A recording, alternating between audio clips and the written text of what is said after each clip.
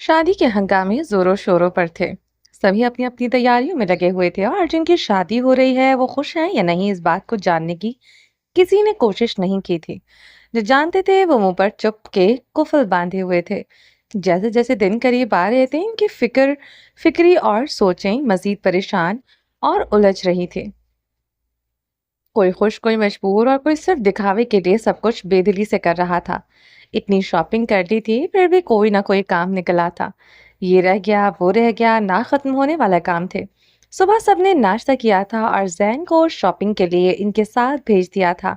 सिमर जाना नहीं चाहती थी, सिर्फ ताई जान और जर्निश के आश्रय पर आई थी। इसको शॉपिंग का शौक रहा था और ना अच्छी लग रही थी। जब दिल खुश ना हो तो दीदा जेब चीजें भी बेमायने लगती हैं।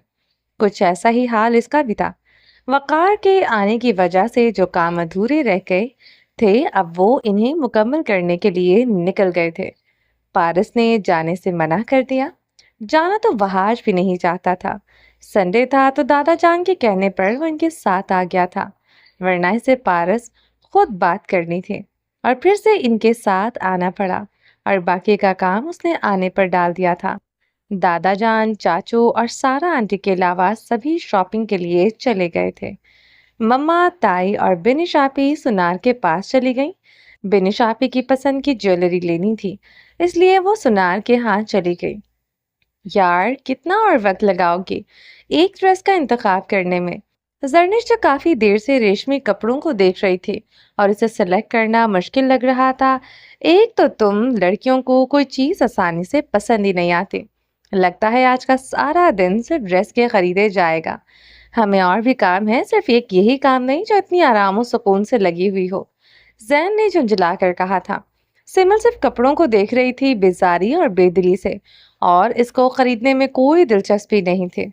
ये मैक्सी तुम पर बहुत अच्छी लगेगी, इसने खुद ही राय देते कहा। ऑफ वाइट और ग्रे खूबसूरत और दीदा जेब मैक्सी की तरफ इशारा करते ना सिर्फ कहा बल्कि इसकी जानेब बढ़ा भी दी थी। तुम्हारी चॉइस अच्छी है, जरनिश ने उसकी जानिब देखते हुए मुस्कुरा कर कहा था। उसे ये भी बेहद पसंद आई थी और वो तारीफ किए बगैर न रह सकी। थैंक्स मेरी हेल्प करने के लिए। अच्छा हुआ तुमने खुद ही सिलेक्ट करने में मेरी मदद की, वरना मुझे तो सभी बहुत पसंद है। दिल तो कर रहा था कि ये सभी खरीद लूं, लेकिन मुझे इतने हैवी ड्रेस पहनने की आदत नहीं है। मैं कैसे इसको कैरी करूंगी? लड़कियां अगर हाई हील पहनकर सारा दिन घूम फिर सकती हैं, मेरे ख्याल में तुम इसको भी कैरी कर लोगी। तुम पर ये ड्रेस बहुत जचेगा। सिमिल का नाराज चेहरा देखकर इसने मुस्कुराते हुए कहा था।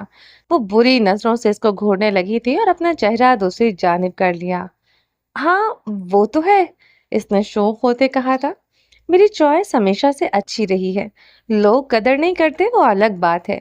दूसरों को कदर नहीं है तो इसमें मेरा तो कोई कसूर नहीं, उसने सिमिल की तरफ देखते कहा था। तुम किसी को जेलस करने की कोशिश कर रहे हो? और इसका इशारा समझ गई थी और कदर राजदारी से पूछा था। एक बात तो बताओ, तुम दोनों के दरमियान कुछ आई मीन अंडरस्टैंडिंग या कुछ भी इससे भी कुछ बढ़कर? इसने इसके कान के करीब सरगोशी में किसी राजदार सहेली की तरह पूछा और इसकी आंखों में शरारत देखकर इसको किसी और जवाब की जरूरत नहीं रही थी। सिमल वहां से जाने के लिए तैयार खड़ी थी। इनका यूं बेतकल्लुफ होना इसकी बर्दाश्त से बाहर हो रहा था। उसका दिल पहले ही बेहद उदास था, ऊपर से इनकी बातें और हरकतें इसका पारा हाई कर रही थी। तुम्हें क्या लगता है? उसने उल्टा सवाल किया। वो जो आंखों में दिखाई दे रहा है और वह सब देखने के बावजूद अनजान बन रहे हैं, कहकर इसने अपनी बात की तस्दीक चाही।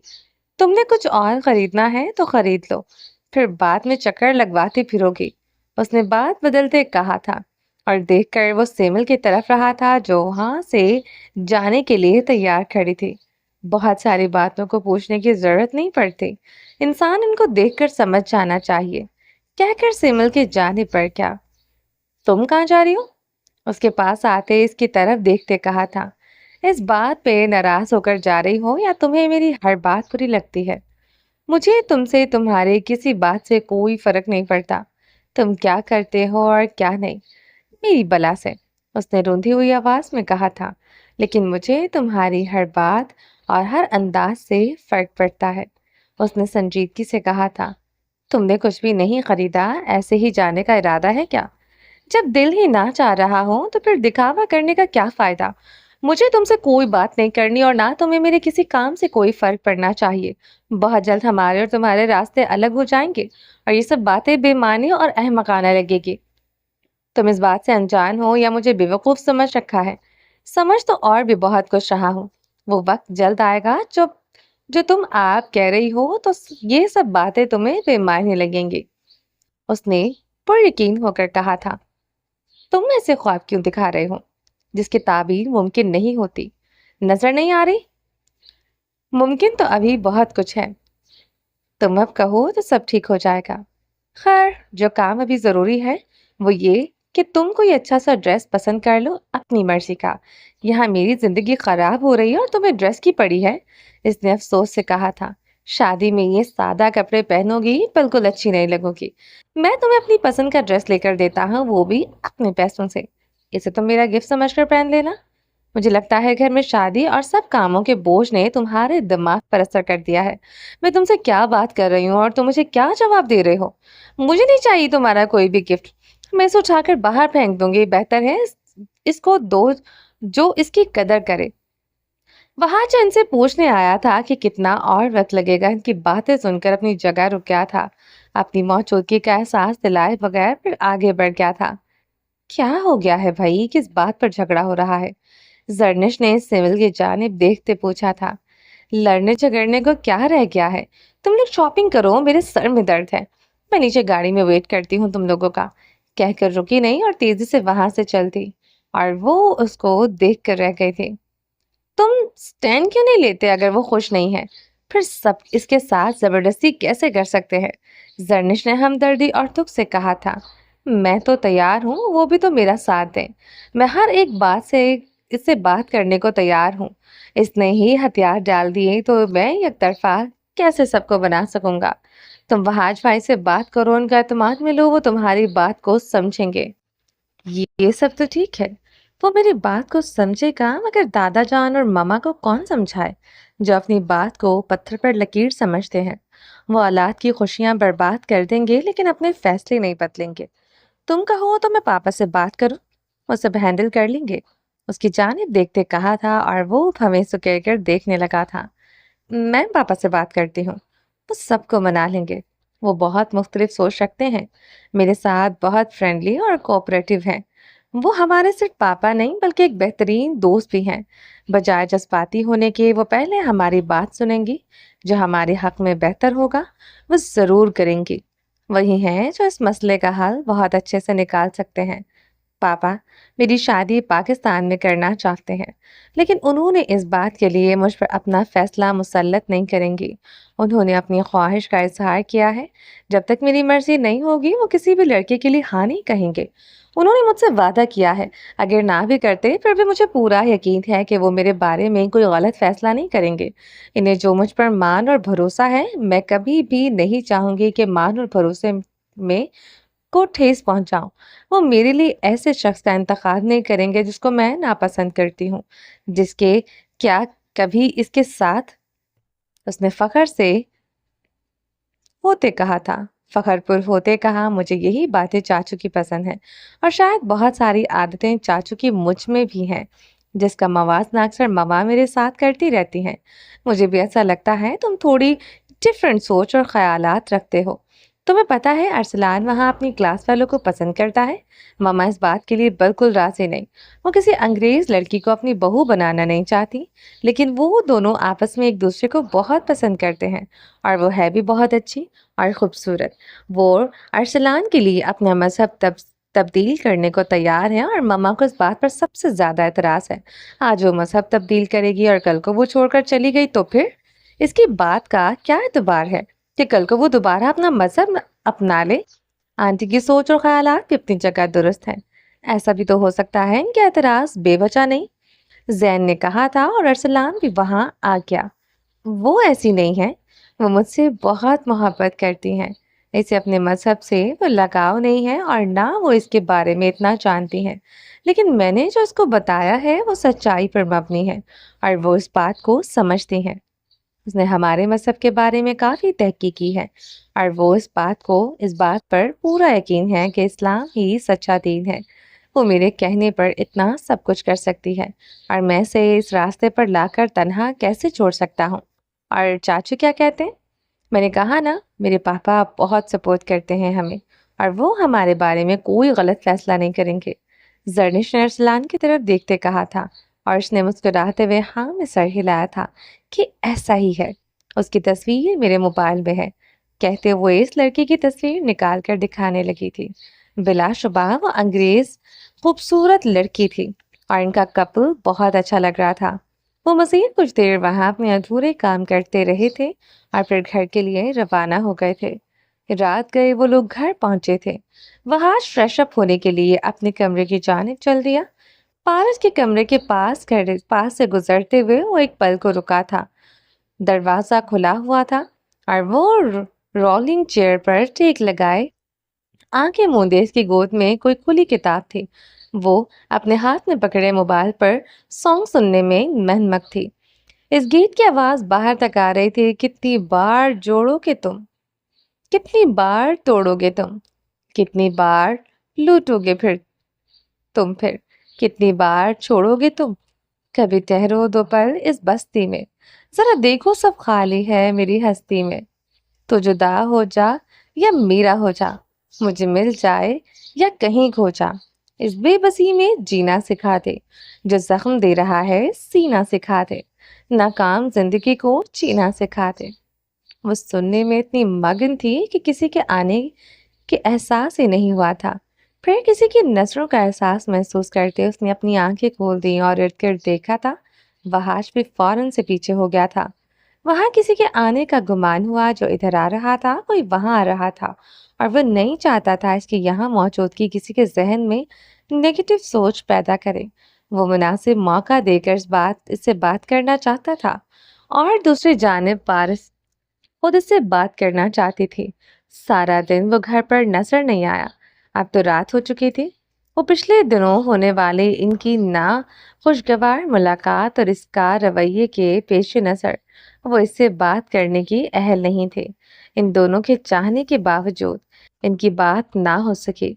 دنوں کی تیاری میں پارس نے ملازمہ کی بہت مدد کی اور کھانے کی ٹیبل پر سب نے اس کی بہت تعریف بھی کی تھی۔ اس نے تھوڑا سا کھانا کھایا تھا اور بھوک نہیں ہے کہہ کر اٹھ کر چلی گئی تھی۔ وحاش کی موجودگی میں وہ خود چاہتی تھی کہ اس کا کم سے کم سامنا ہو، اور وہ یہ بات نوٹ کیے بغیر نہیں رہا تھا۔ سب کے جانے کے بعد زین اور سیمل باہر آ کر بیٹھ گئے تھے۔ پارس کے حوالے سے جو انہیں شکوک تھے ان پر بات کرنے لگے تھے۔ میں کل گاؤں گیا تھا، وہاں ان کی فیملی کے بارے میں مجھے کچھ معلوم نہیں ہو سکا۔ اس کے فادر کو وہاں کوئی بھی نہیں جانتا۔ ان کا تعلق نہ گاؤں سے اور نہ وہ دادا جان کے کسی دوست کی فیملی میں سے ہے۔ خادم شہباز صاحب کا وفادار ملازم دادا جان کے خاص اور پرانا ملازم ہے۔ نہ صرف خادم بلکہ وہاں کوئی بھی انہیں نہیں جانتا۔ تو پھر کیا معاملہ ہو سکتا ہے؟ اس نے الجھن بھرے انداز میں پوچھا تھا۔ وہی جو ہمیں نظر نہیں آ رہا۔ اس میں دادا جان انوالو تو ہے، لیکن سب سے زیادہ ہاتھ مجھے بھائی کا لگتا ہے۔ پارس بھائی کے آفس میں جاب کرتی تھی۔ اس کا اچانک غائب ہو جانا اور اس کا یہاں آنا کوئی اتفاق نہیں ہے۔ ایسا کیسے ہو سکتا ہے؟ اس نے شدید حیران ہوتے کہا تھا۔ بات یہیں ختم نہیں ہو جاتی، اور بھی بہت کچھ ہے جس سے ہم انجان ہیں۔ جیسا وہ ظاہر کر رہے ہیں ویسا نہیں ہے، ضرور ان کے درمیان کچھ اور ہے۔ اس نے پرسوچ انداز میں کہا تھا۔ کیا ہو سکتا ہے؟ یہ بات تو جاننی ہے۔ میں نے پارس کے متعلق عمر سے جاننے کی کوشش کی ہے، وہ کچھ بھی بتانے کو تیار نہیں۔ وہ یہ سب کیوں چھپا رہا ہے، وہ میری سمجھ سے باہر ہے۔ اس کو پولیس میں انفارم کرنا چاہیے تھا یا کسی سے بات کرتا۔ اس کی خاموشی اور پارس کا یہاں رہنا، اس کے پیچھے کوئی بہت خاص وجہ ہے جو ہمیں بتانا نہیں چاہتے۔ بات معمولی نہیں ہے، میں بھی جاننا چاہتی ہوں۔ پارس کچھ بھی بتانے کو تیار نہیں ہے، ہمیں کیا کرنا چاہیے؟ وہ اس سے پوچھنے لگی تھی۔ مجھے بھائی سے بات کرنی پڑے گی، یا مچولی کا کھیل اب ختم ہو جانا چاہیے۔ وہ بتا دیں گے، انہیں بتانا ہی ہوگا۔ ان کی خاموشی بلا وجہ نہیں، کوئی ہنگامہ نہ ہو جائے۔ جو بھی ہو اس رات سے پردہ اٹھا کر رہی ہوں گی۔ उसने गहरी सोच में डूबे कहा था। उसको यहाँ आए कितने दिन हो गए थे। इस माहौल में रहकर वो उकता गई थी। घर की याद इसको हर वक्त बेचैन रखती। उस दिन के बाद दोबारा इसने बात नहीं की थी। वो यहाँ से बहुत दूर चली जाना चाहती थी। इसके लिए इसे पहले वहाद से बात करनी थी। वो घर आया, फिर से मुलाकात तो दूर की बात है, इसका सरसरी सा सामना हो सका था। उसने मुनासिब मौका देखकर बात करने का सोचा था। उसने लाउंज में चारों ओर देखा था, लड़कियां नजर नहीं आ रही थी और सदफ और मेमुना बेगम कमरे में बैठी काम कर रही थी। उसने अच्छे से तसल्ली करने के बाद वहाज को कॉल मिलाए थे। अस्सलाम वालेकुम। कॉल रिसीव करते ही उसने कहा था, वालेकुम अस्सलाम, कैसी हो तुम, सब खैरियत है ना? उसने उसकी आवाज पहचानते तशवीर से पूछा। जी खैरियत है, मुझे आपसे बात करनी थी। मैं खुद तुमसे बात करना चाहता था। खैर, तुम बताओ कैसे कॉल की? मुझे यहाँ मजीद नहीं रहना, मुझे जल्द अज जल्द इस रिश्ते से निजात चाहिए। मैं और इंतजार नहीं कर सकती। मैं घर आऊंगा तो मिलकर इस मसले का हल निकालते हैं। उसने उसकी बात का तहम्मुल से जवाब दिया था। फिर कब आएंगे आप? उसने बेसब्री से पूछा था। तुम मेरा इंतजार करोगी, मेरी खुशनसीबी है। शाम आने की कोशिश करूंगा। इसने निशित से टेक लगाते बेतकल्लुफी से कहा, इसके अलावा कोई और काम मेरे लिए इससे बढ़कर फिलहाल और नहीं। मेरे लिए आसान नहीं है। मैंने भी पहले ही वार्न किया था। जज्बात के बजाय ठंडे दिमाग से सोचो। क्या सोचो? और तुम जो चाहती हो इस बारे में घर आकर बात करते हैं। फोन पर नहीं कर सकता। ओके, अल्लाह हाफिज कहकर कट से कॉल काट दी। इसको शाम का इंतजार था। इसने खुद को जहनी तौर पर तैयार कर लिया था। इसे क्या कहना है और इसको इसके सामने कमजोर नहीं पड़ना। फिर शाम भी आ गई मगर वहाज तो नहीं आया। उसका मैसेज आया। वो जरूरी काम का कह रहा था और आने से माजरत की थी। उसने उसे उस पर बहुत गुस्सा आया था। सिवाय सब्र के और क्या ही कर सकती थी। उसको जितनी जल्दी यहाँ से जाने की थी और वो इतनी ही देर कर रहा था। अपना गुस्सा कम करने के लिए वो लॉन में आ गई। वहां वकार और बेगम साथ बैठे बातें कर रहे थे। चलो, चलती हुई इनके पास आ गई। पारस ने इनसे बात करने का सोचा था, वही इसकी मदद कर सकते थे। आओ बेटा बैठो, वकार साहब ने अपनायत से कहा था। जी शुक्रिया अंकल। दरअसल मुझे आपसे एक जरूरी बात करनी थी। उसने तमहीद बांधते कहा था और उनकी जानिब देखा था। कहो बेटा, क्या बात? तुम्हारे काम आकर हमें खुशी होगी। म- मैं मैं आपसे अकेले में बात करना चाहती हूँ।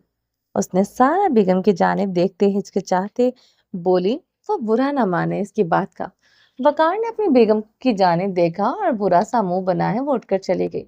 पहले वो कुछ देर बैठी रही थी, फिर कुछ तौकुफ के बाद पूछा था, क्या मैं आपसे पूछ सकती हूँ आप इस्लामाबाद किस लिए जा रहे हैं? मीरत ने जिक्र किया था और ये बात इसे हजम नहीं हो रही थी। उसने पूछना जरूरी समझा था और वो जो सोच रही है वही बात है या कुछ और। मुझे किसी से मिलने जाना है। आपको भी बेटा कोई काम है तो मुझे बता दो।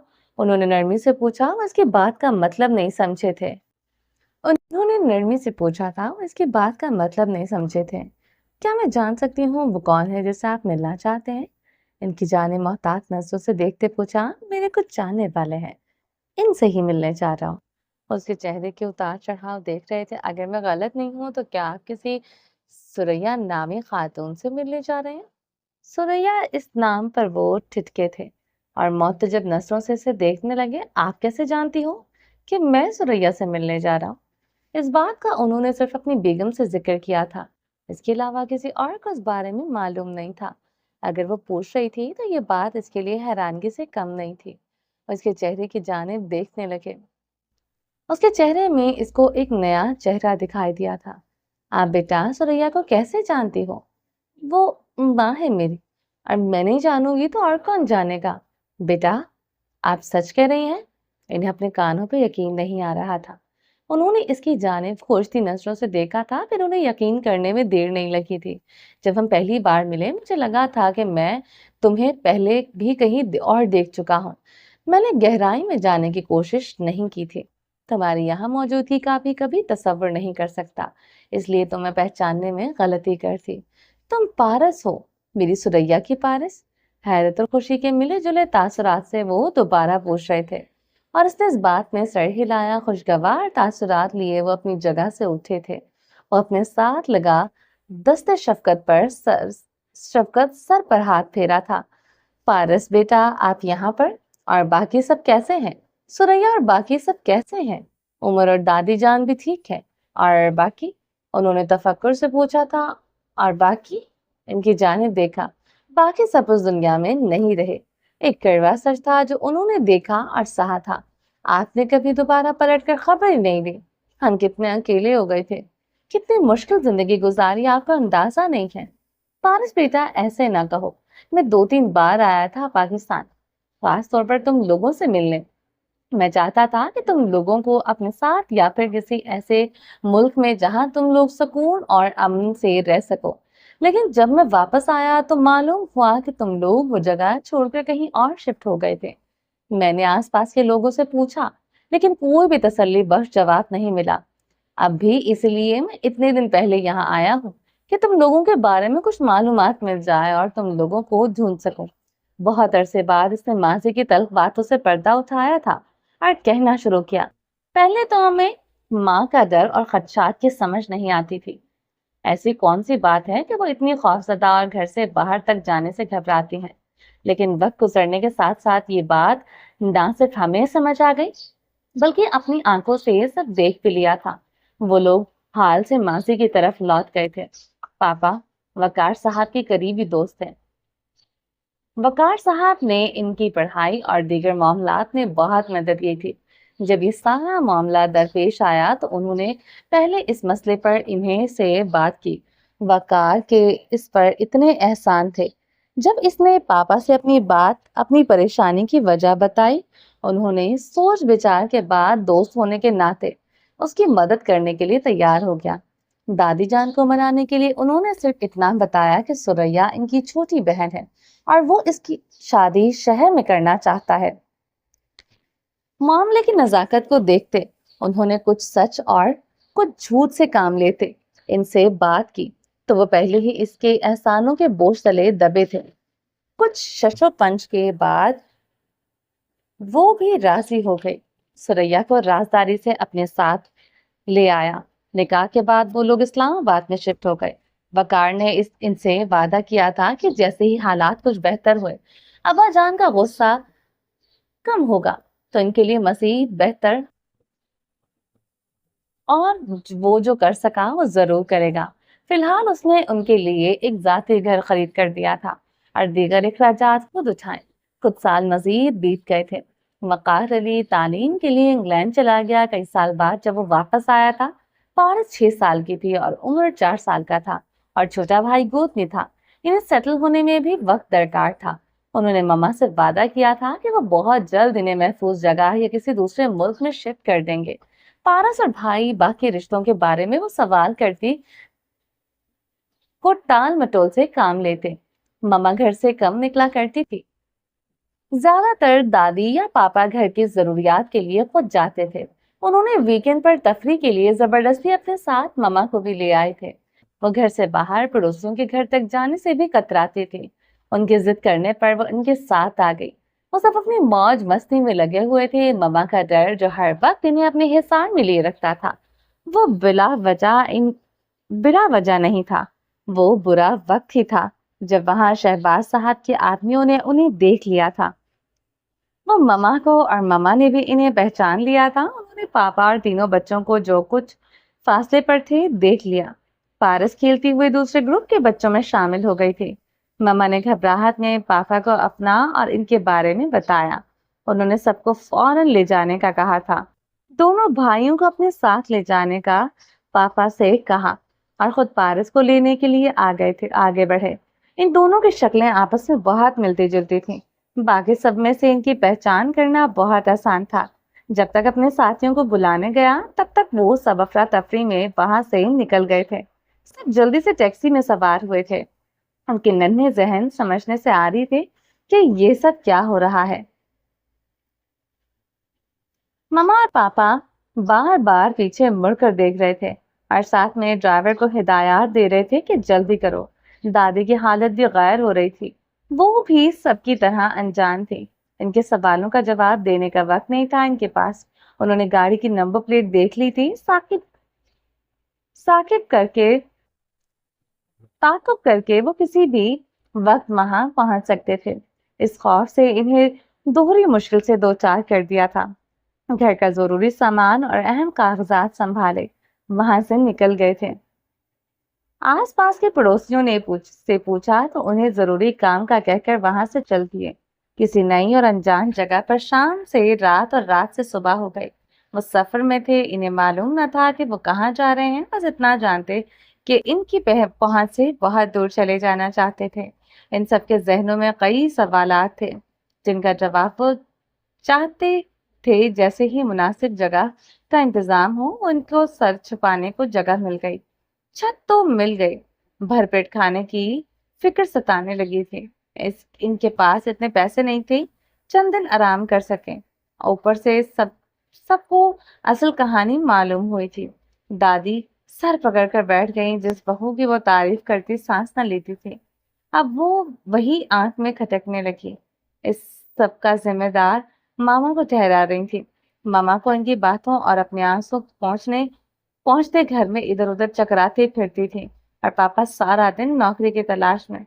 पापा मजदूरी के चक्कर में यहाँ वहां आते जाते। घर का माहौल जो पहले ही कशीदा था, मामा और दादी की बातें और तानों का जिक्र करके इन्हें परेशान नहीं करना चाहती थी, मगर वो भी अनजान नहीं थे। उन्होंने दादी को अपने तौर पर समझाने की कोशिश की थी। ये सब इनके काबिल कबूल नहीं। इनके दिल की भड़ास कम होने में नहीं आ रही थी। इन्हें अपनी फिक्र नहीं थी। फिक्र थी तो अपने बेटे और पोतों और पोती की। सुरैया भी इस सब का खौफ खुद जिम्मेदार समझती थी। उसके अंदर के खौफ से सिरा भारना शुरू कर दिया था। उसके खौफ से सर उभारना शुरू कर दिया था। वकार से रास्ता करने की कोशिश की, लेकिन उसका नंबर पर कनेक्ट नहीं हो रहा था। इतना सब होने के बावजूद पापा ने कभी भी मम्मा को कसूरवार नहीं ठहराया, बल्कि वो इनकी दिलजोई करते और इन्हें हिम्मत और हौसले से जीने की उमंग पैदा करते रहे थे। दादी की बातें और ताने वो खामोश रहकर बर्दाश्त कर लेते। उन्होंने जो वकार से वादा किया था, वो उस वादे की पासदारी करना चाहते थे। मजीद 2-3 माह बाद पापा की नौकरी लग गई। तनख्वाह बहुत ज्यादा नहीं थी, लेकिन गुजारा करना आसान हो गया था। घर में आमद आने लगी। दादी का रवैया भी काफी हद तक बेहतर हो गया था।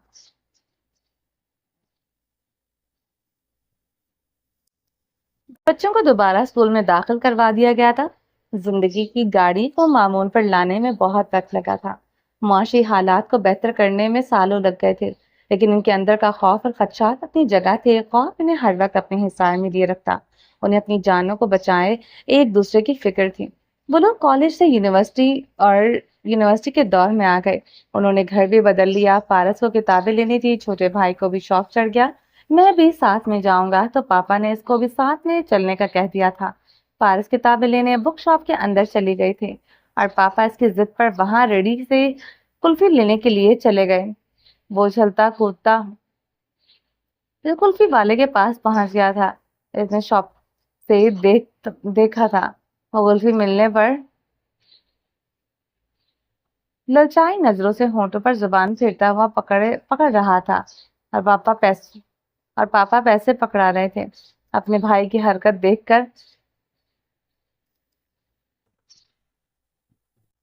उसके चेहरे पर मुस्कान फैल गए थे। उसका इरादा था कि घर जाकर इसकी हरकत बताकर इसको खूब तंग करे, लेकिन वो ऐसा सोच ही सकती थी, लेकिन करने की मोहलत ही ना मिली थी। उसके देखते ही देखते अचानक से इसकी आंखों के सामने एक धमाका सा हुआ था। आग भड़की और धुआं उठा, और जिसने इर्द गिर्द के बहुत से लोगों की कीमती जाने और इनका माल अपनी जद में ले लिया था। इस खुदकुश धमाके की से लाशें इर्द गिर्द बिखरी पड़ी थी। इसके हाथ से किताबें जमीन पर गिर गईं। इसको इस बात पर यकीन करना मुश्किल हो गया था कि आया इसने जो देखा है वो सच है या झूठ। हर तरफ अफरा तफरी मच गई। लोगों की चीखों पुकार हर जानिब से सुनाई देने लगी थी। اور اس کو اپنے حواس میں لوٹنے میں چند پل لگے تھے۔ جب بھیانک حقیقت سامنے آئی تو اپنے آنکھ پر قابو رکھنا مشکل ہو گیا تھا۔ وہ دیوانہ وار بھاگتے ہوئے پہلے پاپا کے پاس آئی جو اونٹے منہ گرے پڑے تھے۔ تکلیف کی شدت اور جھلسے وجود اور خون آلودہ چہرے سے دیکھتے ہوئے ان سے بات کرنے اذیت ناک ہو گیا تھا۔ پاپا پاپا یہ کیا ہو گیا؟ آپ کو کچھ نہیں ہوگا، ہم اب ابھی ہاسپٹل چلتے ہیں۔ آپ کو کچھ نہیں ہوگا، اس نے روتے بلکتے کہا۔ وہ اسے صرف دیکھ کر رہ گئے تھے۔ وہ کچھ کہنا چاہتے تھے لیکن زبان نے بولنے سے انکار کر دیا تھا۔ پاپا وہ پاگلوں کی طرح چیخو پکار کر رہی تھی۔ اسے اپنے بھائی کا خیال آیا تھا۔ اس نے سر اٹھا کر ادھر ادھر ڈھونڈنا چاہا۔ لوگ زخمیوں کی دیکھ بھال کر رہے تھے۔ ایک شور اور کہرام تھا جو ہر طرف پھیلا ہوا تھا۔ اس نے لوگوں کو دیکھتے ہوئے اپنے بھائی کو تلاش کرنا چاہا اور وہ ایک جانب گر پڑا تھا۔ دو آدمی اس کو اٹھا رہے تھے۔ وہ بھاگتے ہوئے اس کے پاس آ گئی تھی۔ خون میں لپٹے اس کے سر کو اٹھا کر اپنی گود میں رکھا۔ وہ آخری سانس لے رہا تھا۔ وہ آخری سانس کی گود میں نکلی تھی۔ وہ پتھرائی آنکھوں سے دیکھنے لگی تھی۔ ابھی کچھ دیر پہلے وہ اس کی حرکتوں پر مسکرا رہی تھی اور اب اس کی لاش اس کی گود میں پڑی تھی۔ وہ آدمی اس کو اٹھا کر ایمبولینس کی طرف لے کر جا رہے تھے۔ وہ وہی بیٹھی رہ گئی تھی۔ میڈیا، لوگ اور ارد گرد خون میں لت پت ناشیں اس کے ذہن پر کرب و اذیت بھری یادیں چھوڑ کر گئے۔ پاپا اور بھائی کے یوں اچانک چلے جانے کا سن کر مما اپنے حواس کو بیٹھی۔ اس حادثے نے ان کے ذہن پر بہت برا اثر ڈالا تھا۔ ان کی ذہنی حالت بگڑ گئی تھی۔ یہ صدمہ ان کے لیے جھیلنا آسان نہیں تھا، لیکن مما کی حالت نے ان سب کو دوہری مشکلات سے دو چار کر دیا تھا۔ وہ ہر وقت منہ میں بڑبڑاتی رہتی۔ وہ کیا پوچھتے اور ان کا جواب کچھ اور ہوتا۔ ہر وقت دروازے پر نظریں گاڑتے۔ وہ بھائی اور پاپا کا انتظار کرتی رہتی۔ پارس سامنے ہونے کے باوجود وہ اس کا بھی پوچھتی کہ وہ ابھی تک کیوں نہیں آئی۔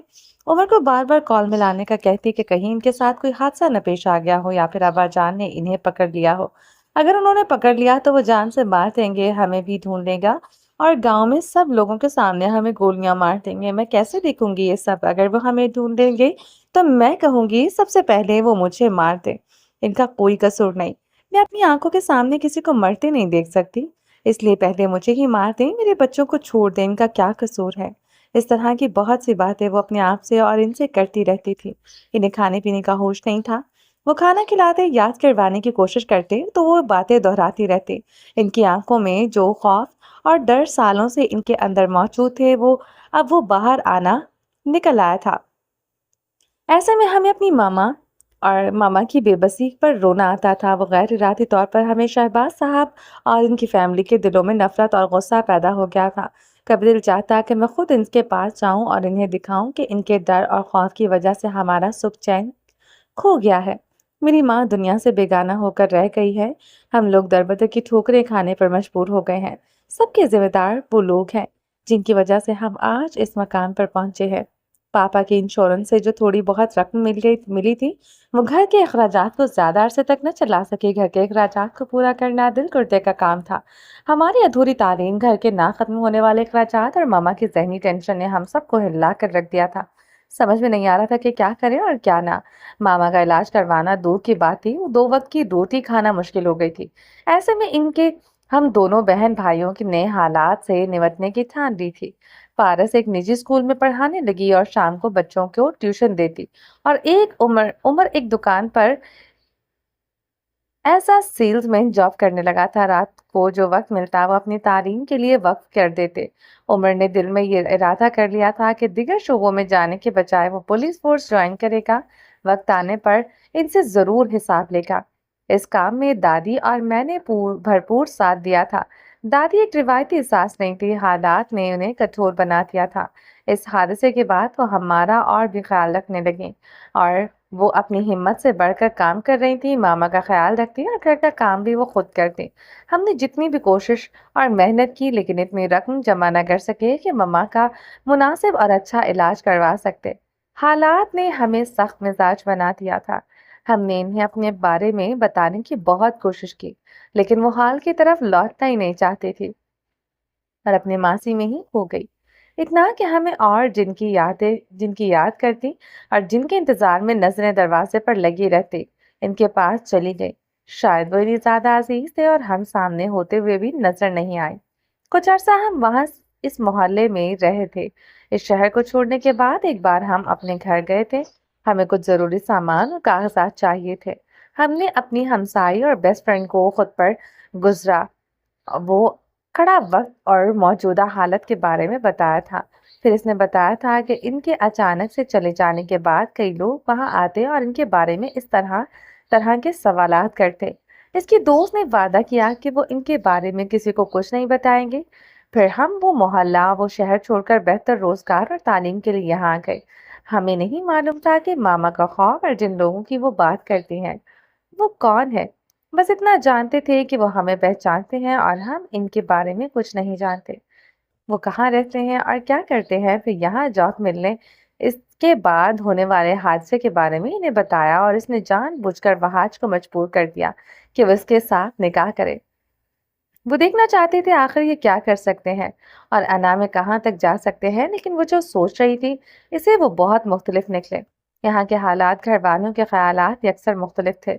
शहबाज साहब ने जो अनाथ थी कि वो इन लोगों का जीना हराम कर देगी और वो अगर जरा भी ज्यादती करेंगे तो वो इनका जवाब जरूर देगी। यहाँ के माहौल ने इसको किसी ऐसे बुरे फेल को करने से रोक दिया था। वहाज का रवैया इसके साथ सख्त जरूर था, लेकिन वो वैसा नहीं था जैसा इसने यहाँ के मर्दों के बारे में सोच रखा था। वो पढ़ा लिखा और समझदार था।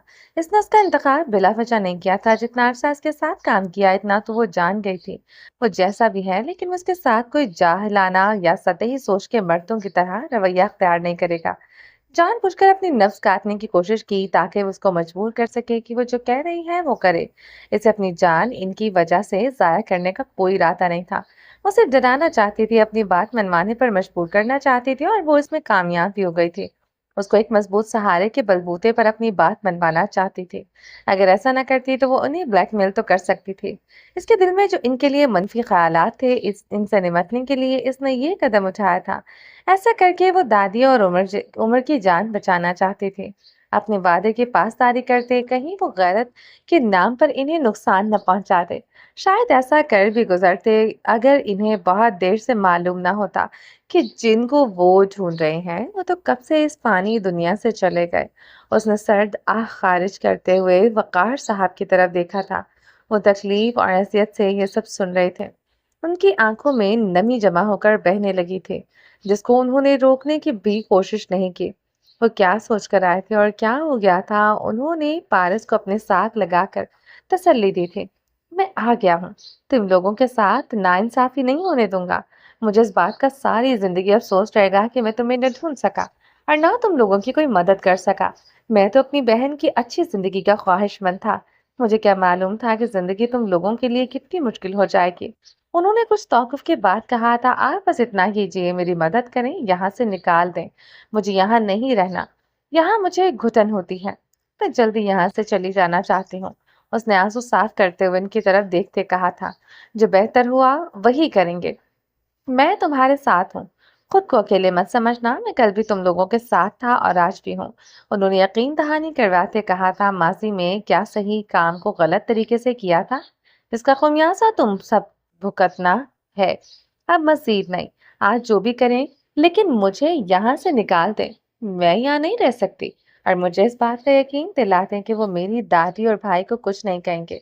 मेरी माँ की जायदाद अपने पास रखें, मेरी बस इतनी इल्तिजा है। इसलिए ना खो बेटा, जो मुमकिन हो सका मैं वो करूंगा। जो तुम लोगों के हक में बेहतर हुआ इससे पीछे नहीं हटूंगा। ये मेरा तुमसे वादा है।